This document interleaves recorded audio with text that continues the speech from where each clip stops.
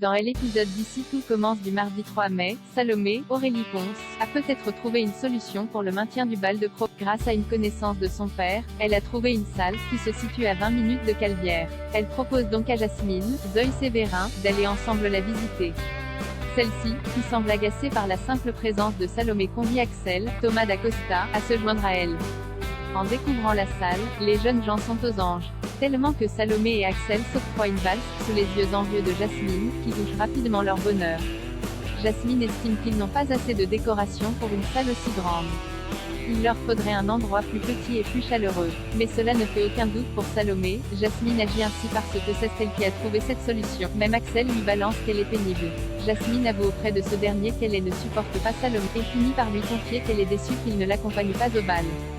Axel profite de cette discussion franche pour être honnête avec elle, il l'apprécie beaucoup mais n'est pas intéressé sur le plan sentimental. Si elle fait mine de ne pas lui en vouloir, Jasmine peine à cacher son émotion.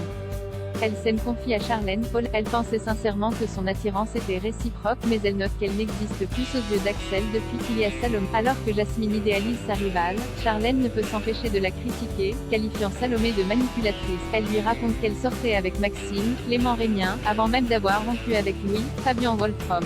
Elle espère donc que son cousin ne tombera pas dans le panneau. Entre deux préparations de plats, Salomé révèle à Anaïs, Julie Sassou, ne pas encore avoir de tenue pour le bal. Par chance, cette dernière a reçu une robe pour son anniversaire, qui ne lui va pas mais qui pourrait être splendide sur son amie. Elle lui propose donc de l'essayer. Et le moins que l'on puisse dire c'est que Salomé est magnifique dans cette robe. De quoi laisser Axel pantois, tandis que Jasmine décide de quitter la pièce.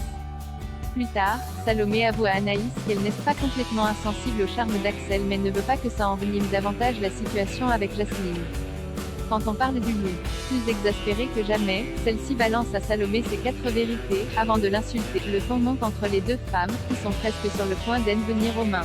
Au lieu de cela, Jasmine jette par terre une fournée de petits fours.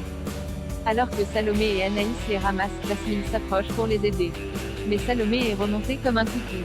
Jasmine lui reproche alors de ne penser qu'au même moment, Axel arrive, et en guise de provocation, Salomé lui propose d'être son cavalier, ce que le jeune homme accepte avec un large sourire.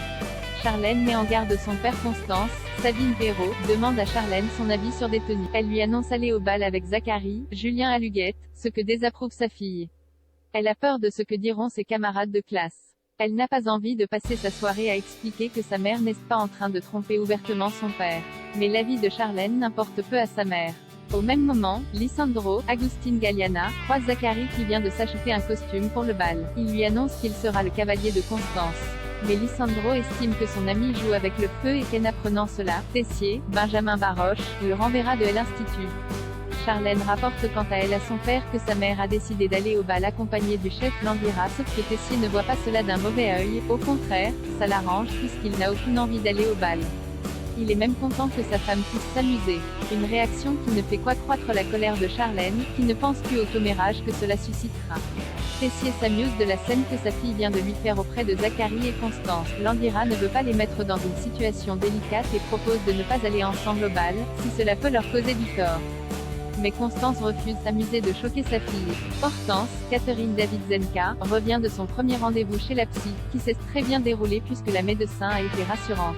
Mehdi, Marvin Pellegrino, en profite pour dire à sa chère et tendre à quel point il est fier d'elle, que ce soit parce qu'elle a affronté Yann Sundberg, et son père, Pierre Azéma, et également parce qu'elle tente de soigner son mal-être. Des mots encourageants pour la jeune femme qui demande à Mehdi d'être son gardien anti-craquage, c'est-à-dire que s'il la voit bloquée sur de la nourriture, il devra détourner son attention. Pour son grand retour dans les cuisines du Doubla, Hortense se porte volontaire pour seconder Théo, Raleigh d'Alouache, mais celui-ci hésite. Il sait que la jeune femme sort à peine d'une période difficile et ne veut pas la mettre dans une situation de stress. Néanmoins, celle-ci le convainc de lui laisser sa chance. Et elle s'en tire à merveille. Théo souhaite même faire prochainement de nouveaux appels à elle pour le seconder. Surtout, malgré les tentations, elle est parvenue à résister à ses pulsions. Loading widget.